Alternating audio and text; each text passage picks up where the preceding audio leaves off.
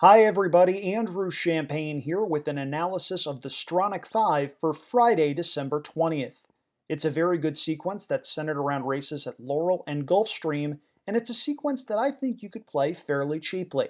I've got a $36 ticket that I will go through, but keep in mind, this video is filmed before any scratches and changes come out, so you're going to want to pay attention to those, especially as they pertain to races on turf that may very well wind up on the main track in the event of adverse weather.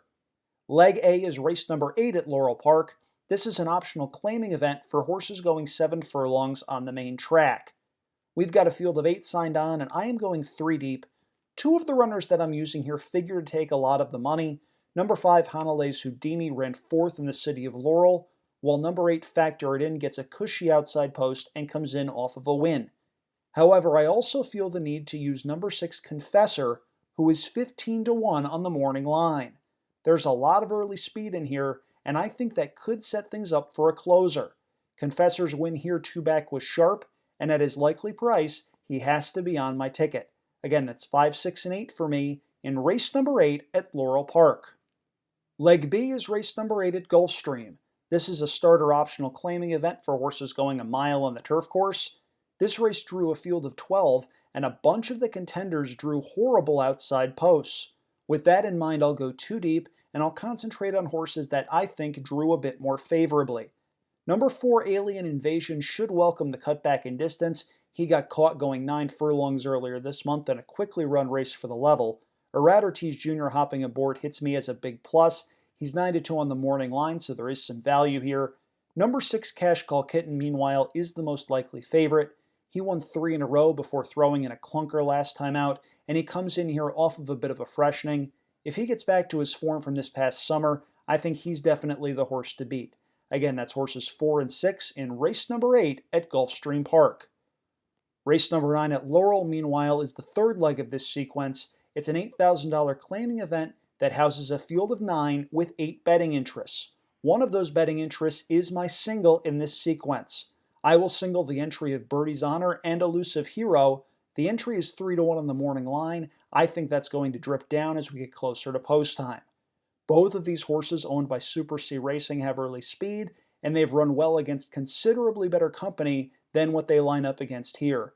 I probably prefer Elusive Hero just a bit. He's run up against a bunch of next out winners of late, but Birdie's Honor could steal it on the front end as well. Again, I am singling Birdie's Honor and Elusive Hero, numbers 1 and 1A in race number 9 at Laurel. Race number 9 at Gulfstream Park is the fourth leg of this sequence. It's for 2-year-olds going a mile on the main track. Number 6 Toledo is the most likely favorite, and for good reason.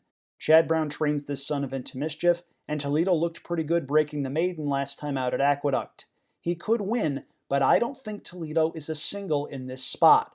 I also have to use number 7 Churn and Burn, who graduated by beating a next out winner at Churchill Downs last month and has been working well. And I'll also throw in number 2 With Verve, who is 10 to 1 on the morning line. With Verve has won twice and would definitely benefit from a speed duel. He came from way back to win going away earlier in the meet, and he has improved in every start. With that in mind, I think he presents real value at or near that 10 to 1 morning line price. I'll use 2, 6, and 7 in race number 9 at Gulfstream Park. The payoff leg of the Stronach 5 is race number 10 at Gulfstream. This is a maiden claiming event for older fillies and mares going a mile and a 16th on the turf course. Rooney will probably go off favored, and she makes sense in here. She was second in a similar spot earlier in the meet, and may have enough tactical speed to neutralize the post position, which isn't great for a 2-turn turf route. However, I also need to use number 1 Always Lucky, who hits me as the main speed.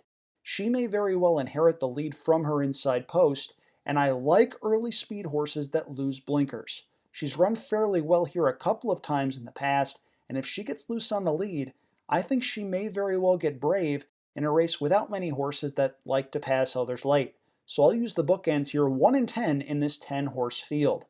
That ticket again for those of you following along at home, 5, 6, and 8, with 4, 6, with 1, with 2, 6, 7, with 1 and 10. For $1, it's a $36 ticket, and you can play it at drfbets.com.